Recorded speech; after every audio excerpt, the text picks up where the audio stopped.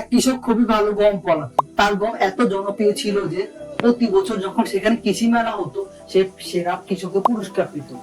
আর এটার কারণে বড় বড় শহর থেকে রিপোর্টার আসে, তারা রিপোর্ট নেয় এবং এবং তাকে রিপোর্টিং এক পর্যায়ে জিজ্ঞেস করা হয়, ভাই আপনি এই কাজটি কিভাবে করেন? সে বলে যে আমি এভাবে করি, আমি ওইভাবে করি, এভাবে করি।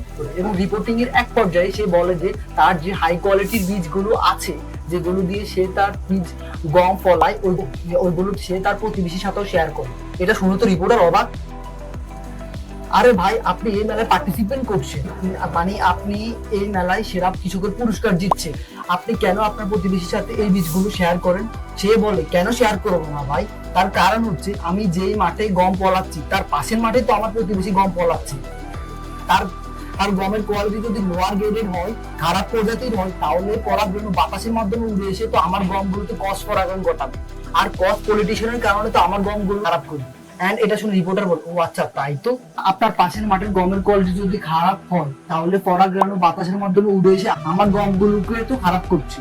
তো ঠিক সেম ভাবে আমরা চিন্তা করি, আমরা ভালো থাকলেই তো হবে, আশেপাশের মানুষের ভালো থাকা কি দরকার? আশেপাশের মানুষ গন্ডগোল করছে, তাতে আমার কি? আমি তো সুখী আছি, কিন্তু ওই দুই গন্ডগোলের মাঝে একটাই কিন্তু আপনার বাসায় এসেও পড়বে 2 দিন পরে।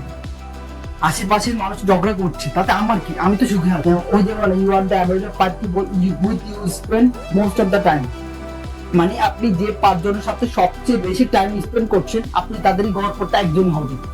তাই আশেপাশের মানুষগুলোকে ছোট রেখে আপনি আরো উপরে উঠতে চান, আপনি খুব বেশি উপরে উঠতে পারবেন না, বিকজ তারা আপনাকে টেনে নিচে নামিয়ে ফেলবে। সো যতক্ষণ পর্যন্ত আমাদের আশেপাশের মানুষগুলোর উন্নতি হচ্ছে না, তাদের কম্পিটিশন লেভেল বাড়তেছে না, তারা আমাদের লেভেলে আসতেছে না, ততক্ষণ পর্যন্ত আমরা কিন্তু আমাদের লেভেল থেকে পরবর্তী লেভেলে যেতে পারবো না। সো মেক শিওর আপনার আশেপাশের মানুষগুলোকে নিয়ে যাতে আপনি উপরে ওঠেন।